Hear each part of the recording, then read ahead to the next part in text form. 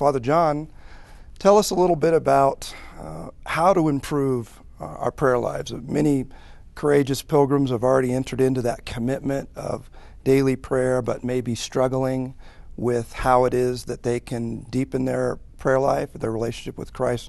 What are the keys you think that they need to pursue? Key ideas? It's a great question, how to improve our prayer life. If you're asking that question, God is already at work in your soul, and He's doing it already.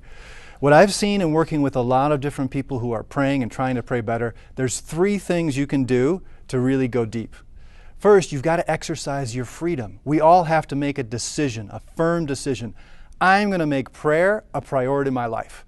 I'm not going to let a day go by without having God time. 10 minutes, 15 minutes, if it's only 5 minutes, time alone with my Creator who loves me. We've got to make that decision.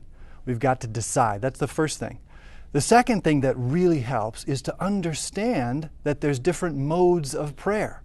When I go to Mass, that's one type of prayer. That's liturgical prayer. When I say my prayers in the morning, that's another type of prayer. That's vocal prayer. I'm using someone else's words. I think the most personal type of prayer is mental prayer or Christian meditation. And that's really where we have different expectations when I go to be alone with God. So understanding that there's different types of prayer, different modes, and adjusting my expectations, that really helps. It helps me be more flexible. And then the third thing is in your daily God time, whether it's 5 minutes, 15 minutes, a half an hour, whatever it is, give it some structure. Because if you know what you're going to do, that'll help motivate you to keep doing it. Could be as simple as I start out by thanking God for the blessings of yesterday. And then I open a passage of the Bible and read it and reflect on it.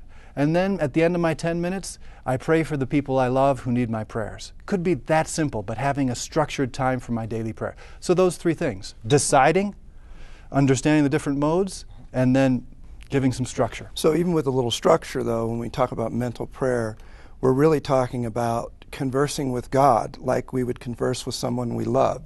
So, for those who may only be used to liturgical prayer in Mass and that sort of thing, tell us a little bit about how that works. Yeah, well, mental prayer, as you call, is kind of a fancy word for Christian meditation. And the idea there is that God actually knows us personally. He's not a distant God. He's not an abstract God. He cares about us. He loves us. He looks us in the eye. So having some time when I just kind of experience, I let myself listen to Him speaking to my heart, and then I respond in my own words, telling Him how I feel, asking Him how He feels about something, about what I'm reading in the Bible. That's the key to that type of prayer.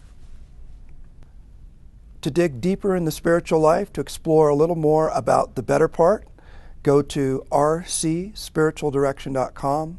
That's R as in Roman, C as in Catholic, SpiritualDirection.com.